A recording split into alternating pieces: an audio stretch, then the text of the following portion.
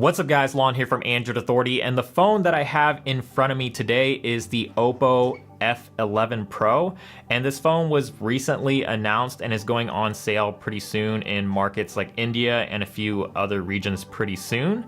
It's not expected to come to the US, but this phone actually has a lot of really cool things going for it. But before we get into all of that, let's just go over the specs really quickly. So inside it has a MediaTek Helio P70 with 4 or 6 gigabytes of RAM depending on the storage model. It also has a fingerprint sensor on the back, a headphone jack on the bottom, which is always good to see, and a micro USB port for some reason. And honestly, it's kind of weird to still see this port on a smartphone in 2019. I think the most impressive spec on the Oppo 11 Pro is the large 4000 milliamp hour battery. It also supports VOOC 3.0 fast charging, which gets the phone back up to full in around 80 minutes time.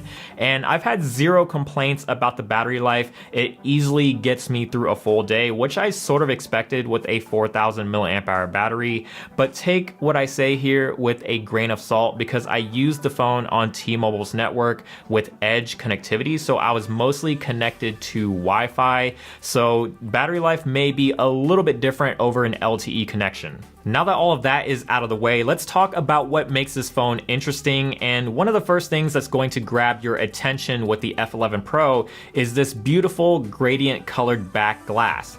It actually comes in two colors, Aurora Green and Thunder Black.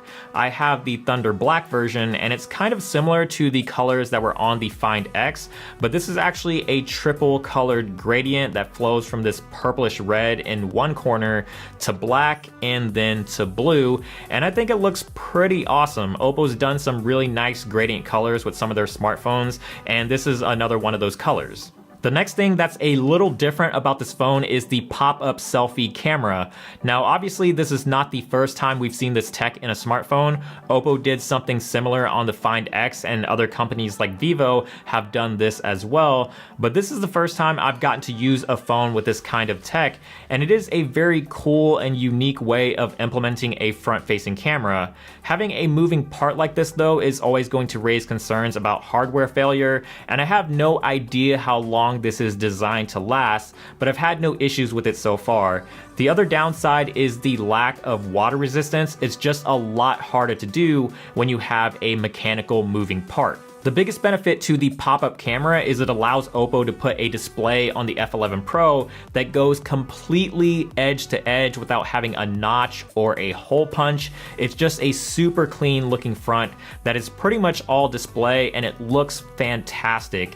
The bezels are super thin and they're all the same size all around, with the exception of the bottom bezel, which is a little bit thicker, but I don't think it's that big of a deal. I do kind of wish that the screen was AMOLED, but otherwise the screen still looks great. It's colorful, bright, has excellent viewing angles, and pretty much everything you'd want in a screen. The cameras on the back, I would say, are equally as interesting. The F11 Pro has a 48 megapixel primary sensor that's paired with a 5 megapixel depth sensor for things like portrait mode. By default, the camera is set to 12 megapixels because the F11 Pro actually uses pixel binning for better low light performance. If you want the full 48 megapixels, you'll have to change it in the settings, but when shooting at full resolution, you do lose out on things like digital zoom, HDR, and AI scene recognition, so I actually don't like shooting at full resolution all that often. I think the cons here sort of outweigh the benefits. Obviously, you get a ton more resolution, but without HDR or AI scene recognition, you lose out on a lot of color and detail.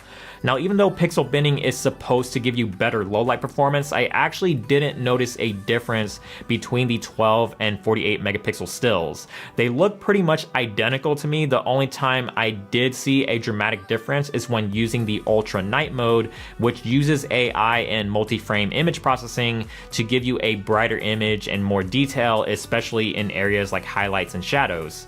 For US consumers, this phone isn't going to be all too exciting because Oppo phones typically don't come to the US, but what does come to the US are OnePlus phones, and if history is any indication, we're probably going to see a lot of what's on the F11 Pro on the upcoming OnePlus 7, and that is something to definitely get excited for. If you guys want to know more about the Oppo F11 Pro, make sure to read the full review. That'll be linked down in the description below, where we go much more in depth. And as always, if you guys enjoyed this video, give it a thumbs up. We definitely appreciate it. Subscribe to the channel, which is also down below if you haven't already. And as always, thank you so much for watching, and I will talk to you guys in the next video.